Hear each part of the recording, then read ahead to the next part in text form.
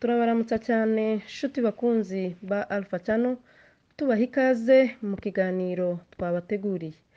Nk'uko mubizi, mu gace k'Umurenge hamaze iminsi hari intambara z'urudaca. Izo ntambara rero zikaba zaragize ingaruka zihariye z'ihohoterwa n'iyicwarubozo ku bagore. Ni muri urwo rwego abagore bari ku migabane itandukanye bagiye kutugezaho bimwe mu bikorwa by'ingenzi abanyamurengekazi bari gukora hirya no hino mu rwego rw'ubuvugizi, ubufasha ndetse no gutabariza bagenzi babo bari mu kaga. Abatumirwa bacu b'uyu munsi ni Madame Odette Nyiramberwa kuva Uvira muri Repubulika Iharanira Demokarasi ya Congo, Madame Clementine Nyamuco uri ku mugabane w'Uburayi na Madame Jolie Nyabigondo uri ku mugabane wa Amerika. Muri iki kiganiro mukaba muri kumwe na Chantal Namukunzi. N'abatindiye rero reka mbareke mugikurikire. Batumirwa bacu tubahaye ikaze muri iki kiganiro. Reka tubasabe ko mwabanza mukibwira abakunzi ba Alpha Channel. Duhere muri Congo. Madame Odette muraho, mwatangira mwibwira abadukurikiye.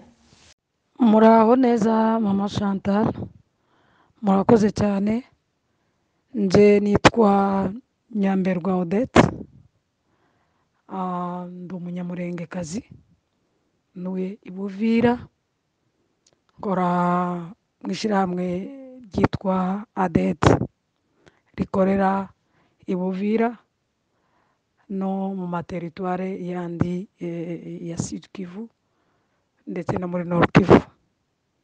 Murakoze. Reka tunyarukire ku mugabane w'Uburayi aho turi kumwe na Madame Clementine. Madame Clementine muraho, mwakomeza namwe mwibwira abadukurikiye. Murakoze cyane Madame Chantal. Nitwa Clementine Nyamuco, ndi umunyamurengekazi, ntuye muri Hollande. Ku mugabane wa Amerika turi kumwe na Madame Jolie. Mama Jolie namwe muraho, reka tubasabe namwe ko mwakomeza mwibwira abakunzi bacu. Muraho neza Madame Chantal, murakoze kuduha uyu mwanya. Nitwa Jolie Nyabigondo, ntuye muri Arizona mu gihugu cya Amerika, ndi umunyamurengekazi. Murakoze. Murakoze cyane kwibwira abakunzi bacu.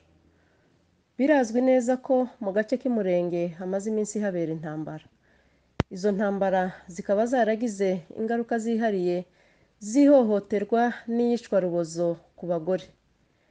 Mama Odette, nk'umuntu uri kuri tele, wagerageza kuduha ishusho y'uko byifashe muri iki gihe? Murakoze ku kibazo muvuye kubaza. Navuga ko ishusho uyu munsi iri mu Minembwe ku badamu cyangwa se muri ho plateau hose, navuga ko ari ishusho ya bwihebe nyinshi n'ubwoba bwinshi, kandi iyo bwihebe n'ubwoba bigaterwa n'ibintu navuga ko ari bitatu. Icya mbere, murabizi mwese ko iwacu abakobwa bashakwa bakiri bato, bamara gushakwa bakiri bato nibo bahabapfakara, none bagapfakara bataraba abagore buhagararira urugo, bo baba responsable b'urugo. Kandi twese tukaba tuzi ko icyari kidutunze ni inka, nizo tugurisha tukabaho. Ariko noneho aba bakobwa aribo bagore none bafite imyaka, bari hagati y'imyaka 18 n'imyaka 25, bitwa ko ari abagore, bari mu bana 3, 4, 5. Abo bagore uno munsi nibo bahabapfakara, bari ku misozi. Umugore agapfakara ari umwana, agapfakara tanka gifite, agapfakara atakiri mu ndyamo. Icyo ni kimwe. Icya kabiri, abagore bahaye babona muri iki gihe, nubwo bimeze gutyo, abagore baracyari ko babyara, barimwe abatwite, barimwe abonsa. Mutekereze muri ubwo buryo uko kuntu bameze, umuntu wonsa umwana atariye. umuntu utwite akabura icyo yifuza. Icya gatatu ni ubu buryo bagendamo gushaka ibyo barya bashakira abana, bamara bagakorerwa ibyamfura mbi. Hari ingeri nyinshi z'abagore bagiye buherehere turaheba. Hari abakuwe ku mamoto baragenda turaheba. Hari abagore 3 bo ku Ndondo bajanywe baragarugwa. Hari abahiriye mu gisambu babuze imbaraga zo guhunga. Hari uwo mu Muzinda wajanywe bukeye aragaruka. Hari uwo ku Kabingo wajanywe, n'abandi tokwibuka uyu munsi. Ubu nyine muribuka ibiherutse kuba ejo bundi by'abari abadamu 3, 2 bishwe. Urupfu bapfuye ntawomenya kuruvuga, ntaworusubiramwo, keretse Imana yo mu ijuru yonyine nizaduhorera. Naho ubundi ni ibintu bibabaje by'urukozasoni.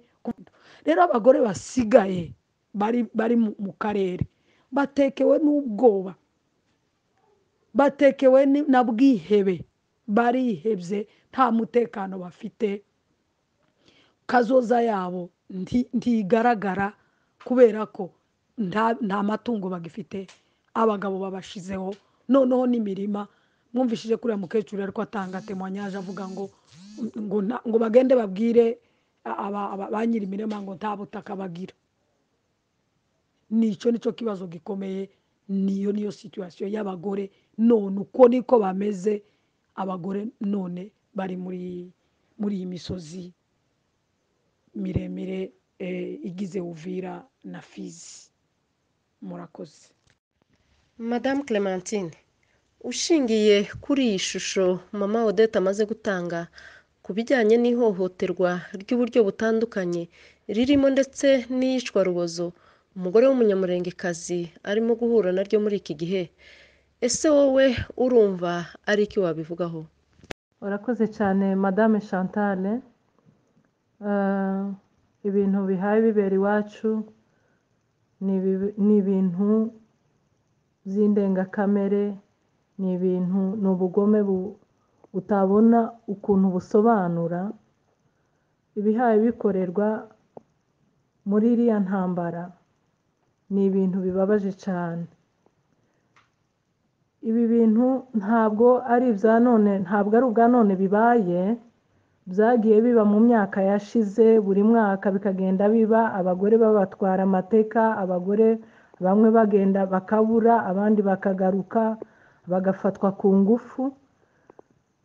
Ariko noneho aho byaje kubera, navuga ngo ni ishano ryabaye ejo bundi. Ni urupfu bariya abagore baherutse kwicwa, bicwa urupfu rw'agashinyaguro. Abagore batari muri politike, abagore bagiye gushakira abana icyo barya, abagore nta kintu na kimwe bahuriyeho n'intambara, ariko bakicwa ruriya rupfu. Noneho ikigeretse kuri ibyo ni ukuntu bari baherekejwe n'abasirikare ba leta. Abasirikare ba leta barabaherekeza kugeza babashikirije mu maboko y'abanzi. Abanzi babica kuriya. Ni ibintu byatubabaje, ni ibintu kugeza n'ubu ngubu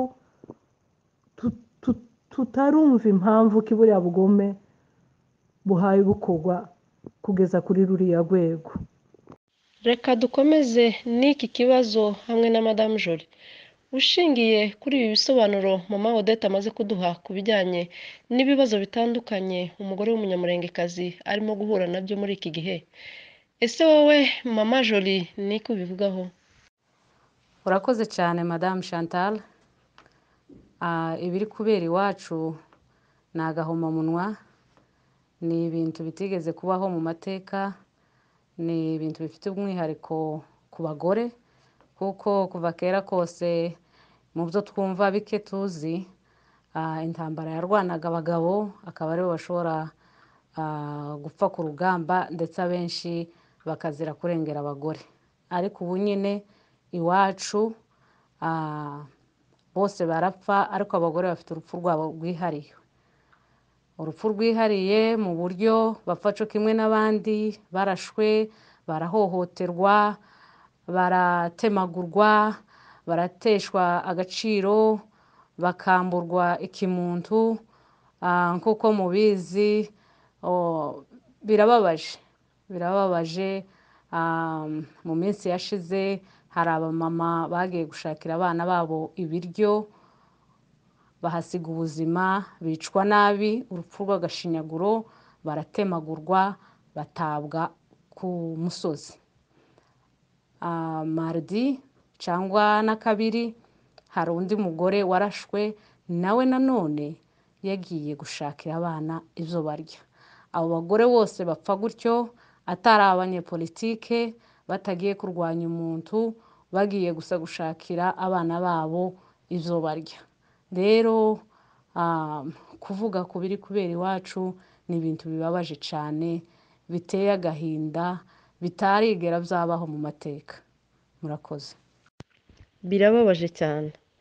Mama Odette, nyuma y'ibi bibazo byose abagore bagenda bahura nabyo, ndetse na ziriya mpfu zibabaje z'abariya babyeyi ziherutse kuba, ese hari igikorwa n'inzego z'abagore mu rwego rwo kumenyekanisha iki kibazo cyangwa gutabariza mu nzego za leta? Murakoze mama Chantal kuri icyo kibazo. Ntari buze kubonera igisubizo gikwiye, kubera ko ibi bibazo uno munsi tuhaye tuvuga, wibuke ko bibangamiye cyane umugore w'umunyamurenge. Nka Minembwe none abapfurero wabaharurira ku ntoki, n'abagore b'abashi ni bake cyane. Kandi abahura n'ibyo bibazo, nubwo hari wabo bagore bake b'abapfurero n'abo bashikazi bakeya, abafite ibyo bibazo none ni umugore w'umunyamurenge. Kandi muri Kongo ntiwiyibagize umunyamurenge uko afashwe. Mu by'ukuri manifestation zabaye, hari ibyabaye. Kahani Buvira abagore bishize hamwe umunsi mukuru w'abagore, reka ari cyo gihe mpera, hari ibibazo buri kominote, niba ariko navuga, buri ubwoko, sinzi niba kominote ari ubwoko, nyine mu byihanganire, byagiye bibaza. Twebwe njyewe nari muri komisiyo, nari muri komisiyo, sinzi uko nayita mu kinyamurenge,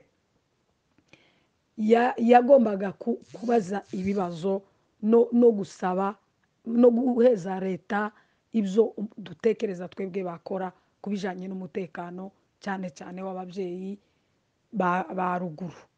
Twagiye dutanga ibibazo, twavuga ati hari iki kibazo, hari iki kibazo, hari iki kibazo, kandi dore icyo twifuza. Ibyo twarabikoze ku rwego rwa hano, twabonye maire de la ville, hari ibyakoze ku rwego rwa ruguru, cyane mu Minembwe ni nkaho hahuriye abantu, byarakozwe. Abadamu bagiye bajanwa, abandi badamu bagakora imyiyerekano, bakavuga umubabaro wabo imbere y'ubuyobozi buhari.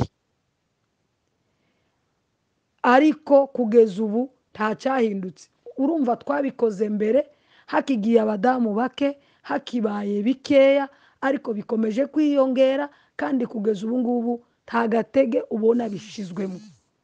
Bigafatwa nanone nka kurya umudamu w'umunyamurenge ntaho atandukaniye n'umunyamurenge nyine uko bamufashe muri Kongo. Ndibuka mu bibazo ahantu twagiye dutanga nyine ibibazo, tuvuga ati dufite ibibazo, umuntu yarambwiye ati icyo kibazo wawe uvuga ngo kirihariye, ngo ni icy'abanyamurenge gusa, ngo ntitwakivuga ngo kubera ko ari icy'abanyamurenge. Abanyamurenge si abantu tuvuga ngibyo byose biravugwa, ariko mu by'ukuri kubera kutizera ko batwumva, kubera kutizera ko tuzi ko n'ibindi byinshi biza bivugwa ntacyo babikoraho, abantu bamaze no gucika intege, bagasigara babikora bafite n'uburakari. Warabonye ejo bundi hari umukomanda wari uriyo, kubera ko ariwe bafite icyizere. wabonye ukunda abagore bakoze imyigaragambyo bavuga ati n'uwo twari dufite watumaga turema isoko, watumaga turema tukaremura, nawe aragiye. ariko wabonye nta ngaruka byahabaye, nta n'icyo babivuzeho. n'abandi bayobozi bari bahari babifashe nk'aho ari menase ibaye, ntibabifashe nk'aho ari abantu bavugira uburenganzira bwabo. n'ibyo ikibazo gikomeye ubuvugizi buraba bukaba n'intege nke, kubera ko abo tuvuga ntibatwumva, abo tubwira ntibatwumva. kandi icyo kibazo kinini dufite naho tubikora, icyizere cyo kuvuga ngo bo twumva bakagira icyo bakora kiri hasi cyane. murakoze. nk'uko mumaze kubisobanura, birababaje cyane ibibazo abagore bamaze iminsi bahura nabyo muri kariya gace k'umurenge. mama Clementine, mumaze kumva ibibazo by'ihohoterwa bitandukanye abagore bamaze iminsi bahura nabyo, nk'abagore b'abanyamurengekazi bari muri diaspora, ni iki mwaba mumaze gukora mu rwego rw'ubuvugizi cyangwa se mu rwego rwo gutabariza bagenzi banyu bari mu bibazo muri iki gihe? murakoze cyane madame Chantal ku kibazo cyiza umbajije. kuko twagiye tubivuga, iki kibazo kimaze igihe kirekire cyane. ikibazo cyagiye kikaba buri mwaka kikaza gifite iyindi shusho yacu, kandi ishusho mbi y'ubugome bukabije. noneho hari ibikorwa twagiye dukora bitandukanye by'ubuvugizi n'ubutabazi. ni ibyo ngibyo twari tukirimo, na n'ubu turacabirimo. ariko noneho kino kibazo cy'abariya badamu baherutse kwicwa ruriya rupfu kiza turi mu bihe bibi, isi yose iri mu mazu, bicaye mu nzu ntawe usohoka muri iki gihe cya korona. ntacyo twahise tubasha kugikoraho, ariko tukirimo. iyi korona igiye kurangira, tuzakomeza tuzagikurikirana, tuzagitera hejuru, kuzageza umunyamurenge abonye amahoro, umunyamurengekazi abonye amahoro muri iriya misozi, agenda guhinga agataha amahoro. tuzabivuga kuzageza ayo mahoro abonetse. ntabwo twicaye, ntabwo tuzicara ibyo byose tutarabigeraho. tukaba dukangurira rero umuntu wese w'umunyamurenge, umunyamurengekazi wese ahari, ntaceceke, atere hejuru, avuge kino kibazo kuzageza tubonye amahoro nk'ay'abandi badamu bafite mu bihugu byabo. murakoze cyane. madamu Clementine, ese iki kibazo mwebwe uko mwumva murumva muzakimenyekanisha ku ruhe rwego? ese abandi bagore musaba ko bahaguruka wenda mugafatanya gusakuza iki kibazo, mwagisakuza hehe? mwagisakuza mu buhe buryo? wagerageza gusobanurira abatwumva? murakoze cyane madame Chantal ku kibazo cyiza umbajije. nk'uko twakomeje tubivuga, ibi byago byadusanze mu gihe kibi, isi yose iri mu mazu, nta muntu ugenda. ariko ntabwo twigeze twicara. hari inzandiko twakoze tuzigeza ku nzego zitandukanye, twazigejeje muri Union Européenne, ndetse n'ubu ngubu hariho petisiyo ihaye isirikira hano i Buraya no muri Amerika n'ahandi, dufatikanyije na Amnesty International na Human Rights Watch, ari nayo izabigeza muri Conseil de Sécurité, ikabigeza kwa Procureur General w'urukiko rw'Irahe na Union Européenne.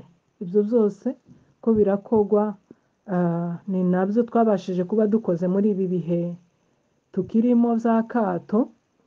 ariko kandi turateganya no gukomeza kubisakuza, tuzabivuga kuzageza igihe tuzabonera amahoro kuri buriya butaka bwacu tunakangurira abadamu bose aho bari b'abanyamurenge umudamu wese wo mu biyaga bigari muri Grand Lac wese ubabajwe n'akarengane umudamu w'umunyamurenge hayakorerwa hariya mu Minembwe adufashe dutere hejuru twamagane ibintu bihaye bikorwa leta kuzageza igihe leta ya Kongo izumva ko iri responsable wa kiriya kibazo kuzageza igihe umugore w'umunyamurenge atazongera guhohoterwa kugeza kuri kariya kageni dutere hejuru mwabadamu mwe muhaguruke muvuge mutere hejuru dusakuze tuvuge akarengane kacu dutabarize ababyeyi bacu ba mama ba masenge bakuru bacu bari kurenganira hariya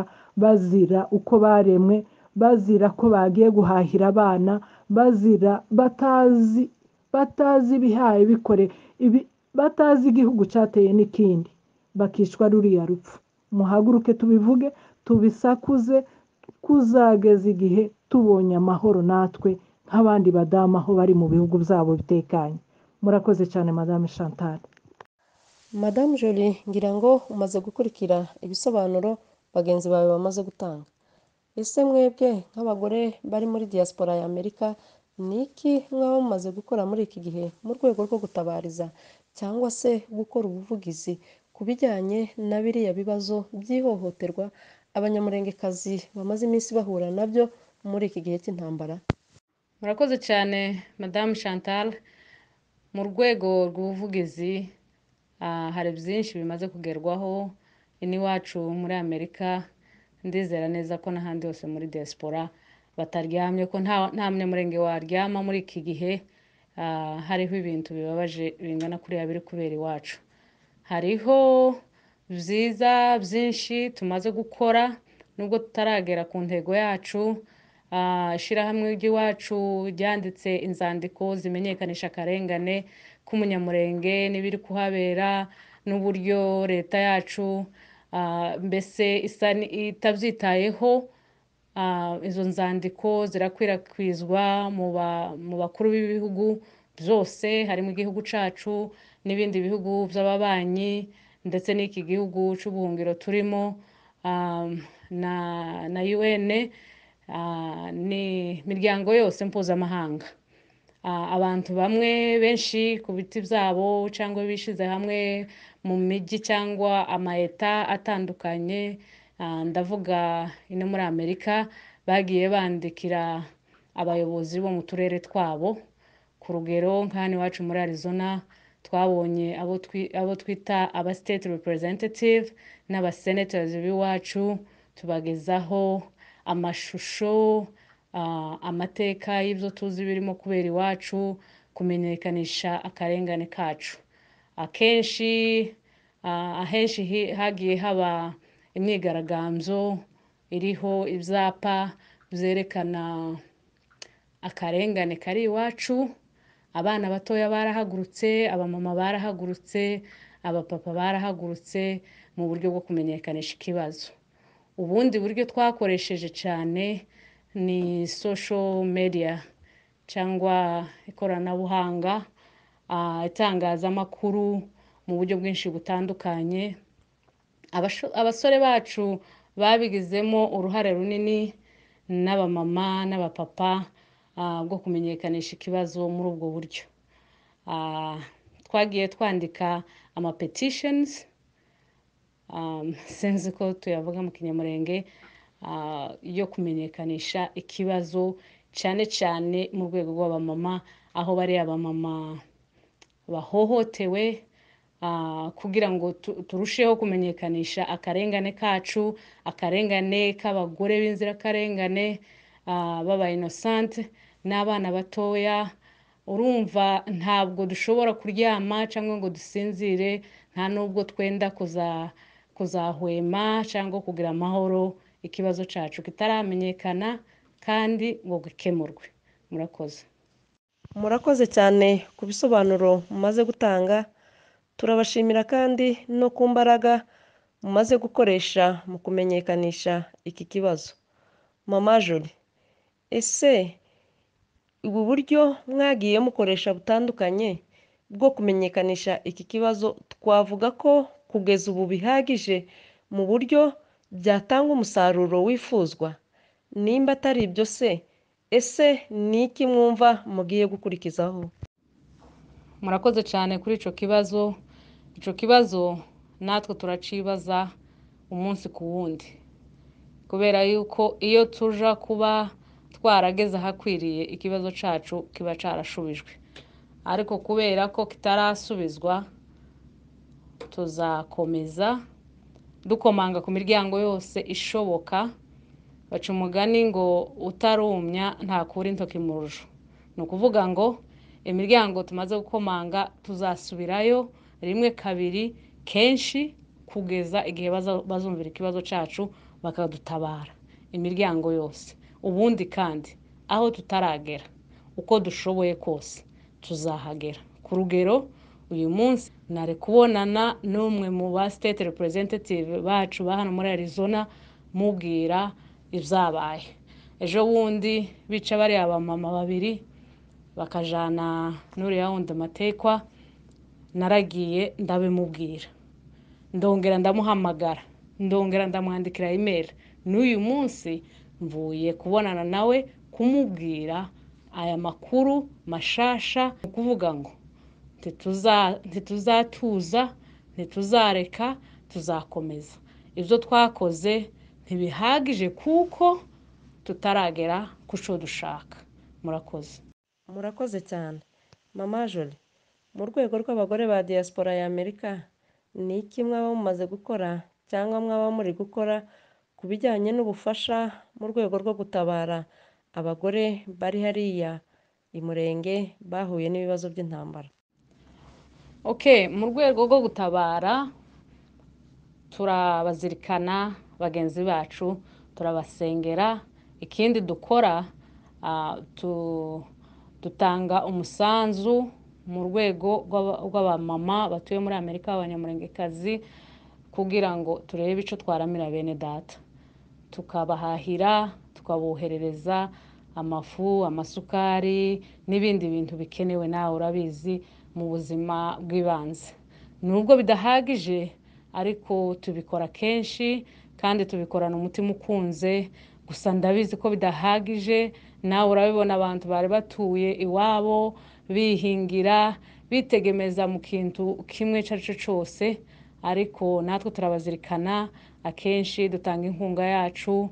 Abamama ba hano barabyumva cyane, barabikunda, babikorana ubushake kugira ngo batabare bene se, dutabarane kugira ngo tubarengereze izuba uwo munsi, nabo babone icyo bashobora guheza abana babo. mu mbabarire rero turi kumwe nabo, turacakomeje uko dushoboye kose, turabazirikana, tugatanga inkunga yacu kugira ngo tubafashe babone icyo amaramuko y'uwo munsi.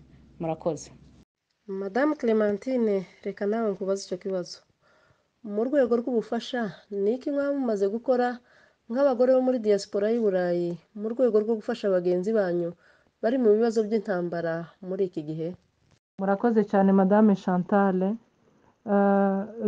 Ubutabazi twakoze ni ubutabazi bw'ibiribwa, bw'imyambaro, ni nk'ibyo ngibyo bimaze gukorwa. Ndetse ubu ngubu mu rwego rw'i Burayi hariho kampanye ikangurira abantu bose, umuntu wese w'umunyamurenge, ko agomba gutanga umusanzu uhagije kugira ngo tubashe gutabara bariya abantu bacu bari ku misozi, babashe kubona icyo bafungura n'icyo bambara. Ubu ngubu nicyo kintu gihaye gikorwa muri ino minsi. Urakoze cyane. Reka twongere dusubire muri Congo, hariya muri Sud Kivu, aho turi kumwe na Madame Odette uri hariya Uvira. Madame Odette, mu kanya wavuze ko mwagerageje kugaragaza kiriya kibazo cy'ihohoterwa ry'abagore hariya mu gace k'Umurenge, ariko inzego za leta zisa nk'aho zitabyitayeho. None leta ko ariyo ifite uruhare rwa mbere mu gukemura kiriya kibazo ni iki mwumva uyu munsi mwayisaba Madame Odette? murakoze mama Chantal kuri icyo kibazo. Icyo leta nayisaba, leta sinyisaba ibintu byinshi, ndayisaba kurindira abaturage umutekano, kwaka intwaro aba bantu bose b'imitwe yitwaje intwaro bitesheje umutekano ruguru, bibujije amahoro ababyeyi, bihaye bipfakaza ababyeyi, bihaye biriza abantu umunsi ku wundi. Tugasaba ko inzego z'ubucamanza zigenda zikurikirana ibyaha bene ibyo ngibyo byo mu ntambara, bagahana abaha babikora kugira ngo bicike burundu. Nicyo njyewe numva nasaba leta, nuko yagarura umutekano, kuko biri mu nshingano zayo kugarura umutekano aho umutekano ubuze. Naho ibindi umutekano nuhaba, n'ubundi bazahinga, n'ubundi bari basanzwe bahinga, bazahinga, bazagenda, bazacuruza, babeho. Leta turayisaba umutekano kugira ngo abantu bongere babeho. Ririya hamuka riri mu mitwe yabo ry'ubwoba, batinya abafite intwaro batabyemerewe n'amategeko, ariko kandi bakanatinya n'abasoda, kuko nabo mu babagirira nabi nabo barimo. Murakoze cyane. Tugana ku musozo w'ikiganiro cyacu cy'uyu munsi, reka nsabe abatumirwa bacu buri wese agire ubutumwa atanga, haba ku bagore bari hirya no hino ku migabane itandukanye y'isi, haba no ku bagore bari guhura n'ibibazo by'ihohoterwa hariya mu gace k'Umurenge. Reka duhere kuri mama Odette. Mama Odette, wagira ubutumwa utanga? Urakoze cyane mama Chantal. Mbere ko nagira icyo mbasaba, ni ukuri ndabashimira cyane. Nimba ubu nyine ababyeyi bonsa baronka igikoma cyo kunywa, harimo ukuboko gukomeye kw'abadamu bari ku migabane yose y'isi. Nimba bakibona agafu bakasonga, harimo ukuboko kw'abadamu bose bari ku migabane itandukanye. Ariko icyo nasaba ni uko bamenyekanisha iki kibazo cy'uyu mugambi mubi uri ku bwoko bwacu, cyane cyane ikibazo cy'abadamu, ibintu bakorerwa muri iki gihe. Birababaje cyane kubona muri ibi bihe abantu bose bari mu kibazo cya korona, aricyo cyari kivugwa mu isi, ngo abagore b'Abanyamurenge ko baricwa ruriya rupfu mwabonye, ntumenya gusubiramo, ntumenya kuvuga, ntigeze no kubona. Birababaje cyane. Nkaba nabasaba ko bagerageza kumenyekanisha icyo kibazo, isi yose ikakimenya, bagakora ubuvugizi mu buryo bwose bashoboye kugira ngo umugore w'Umunyamurenge arenganurwe. Nicyo numva nabasaba, kandi nkanabasaba ko bakomeza gukora, buri muntu wese agakora icyo ashoboye kandi akagera n'aho ashoboye kugera, kugira ngo iki kibazo kimenywe, iki kibazo kivugwe, kiruhe kizotoregwe umuti. Murakoze. Ku mugabane wa Amerika, Madame Jolie, namwe mwakomeza mugatanga ubutumwa bwanyu. Murakoze cyane Madame Chantal. Ku bagore bo muri diaspora, ari abari hano muri Amerika n'abandi hanze ya Congo, nabashimira cyane. Ndabizi ko Abanyamurengekazi ari intwarikazi, kandi ndabizi ko bafashije bene wacu, batabaye. Uko dukora hano muri Amerika niko Abanyaburaya bakora, niko Abanyafurika bakora, n'ahandi. Ndabashimira cyane ku byo bamaze gukora ku bwa bene data. Nkaba mbasaba kandi no gukomeza inkunga zabo mu buryo bwo kubafasha, haba mu myenda, mu biryo, mu masengesho, mu bundi bufasha ubwo ari bwo bwose. Icy'ingenzi kandi nkaba nabasaba kugira umwete nk'uwo nanone twatangizanyije wo kumenyekanisha ikibazo cyacu, kurwana intambara iyo dushoboye hano aho turi, gukomanga cyangwa aho bari buri wese ahari, gukomanga imiryango. Ni uburenganzira bwanje kuja ku musenateri wanje kumubwira ikibazo canje, kuja ku state representative, yewe no kuja muri White House y'umuperezida wanje, kuko nubwo navuye muri Congo, kuba ntuye muri Amerika, mfite ubwenegihugu n'utarabugira, ni umurezida, ni ukuvuga ko yemerewe ibintu byose nk'umuturage wa harya.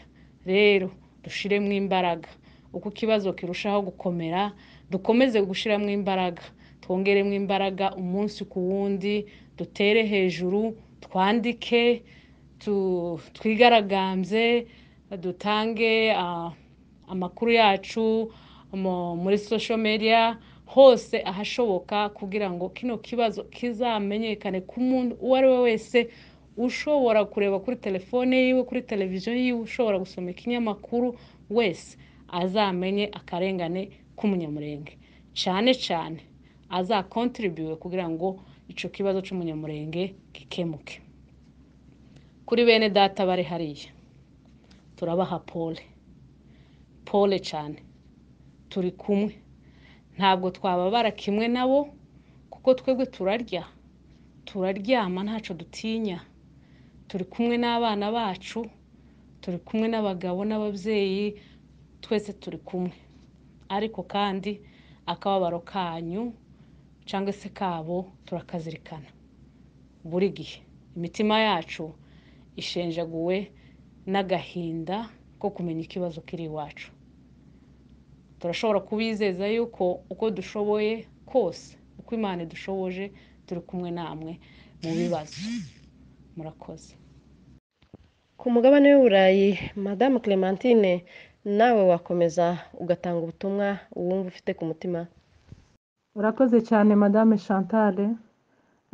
Icyo nabasha kubwira abadamu bose bari muri diaspora b'abanyamurenge ni uko twahagurukira rimwe twese, dutere hejuru, dusakuze kino kintu, kugeza amahanga twumvishije, kugeza leta ya Kongo yumvishije ko ari akarengane duhaye dukorerwa mu misozi y'iwacu. Buri wese ntihagire umugore wicara mu nzu ye, ntihagire umugore usinzira ngo agire amahoro nta kintu arakora kuri kiriya kintu.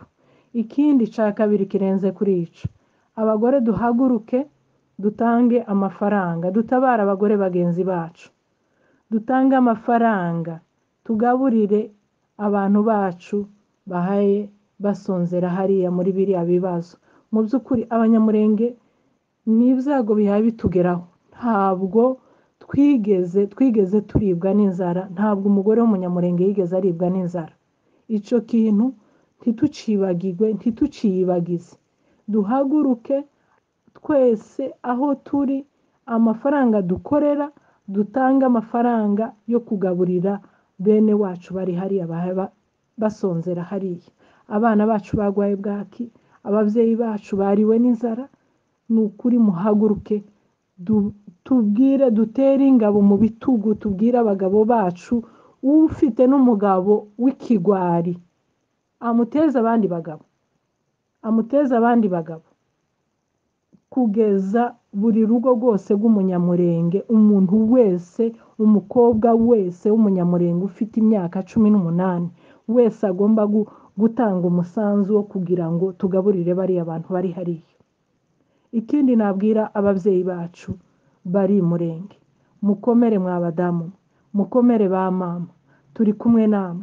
Ibibazo muhaye muhura nabyo biratubabaje, turabibona umunsi ku wundi, nta munsi n'umwe bwira tutamenya uko mwaraye. Mukomere, mwihangane, turi kumwe namwe, tuzabafasha nubwo bigoye nubwo muri mu bibazo ariko nta mahoro tuzigera tugira mutarabona amahoro aho ngaho. Mwihangane, ntimuhunge, mukomeze mushindiriye aho ngaho, hamwe n'Imana yacu izadutabara. Murakoze cyane, Imana ibahereze imigisha. Mwakoze cyane batumirwa bacu b'uyu munsi ku kiganiro cyiza twagiranye. Turashimira Madame Odette, Madame Jolie, Madame Clémentine ku bitekerezo byiza mwatanze. Turanashimira kandi uruhare rw'abagore hirya no hino ku migabane itandukanye mu rwego rwo gutabariza ubufasha ndetse n'ubuvugizi ku bijyanye n'ikibazo cy'abagore bari muri kariya gace k'Umurenge bakomeje guhura n'ihohoterwa ritandukanye. Uwiteka abaho umugisha. Turabashimira namwe bakunzi bacu mukomeje gukurikira ibiganiro tubagezaho. Ntimwibagirwe kandi gukora subscribe, like, share na comment. Mwari kumwe na Chantal, naho ubutaha.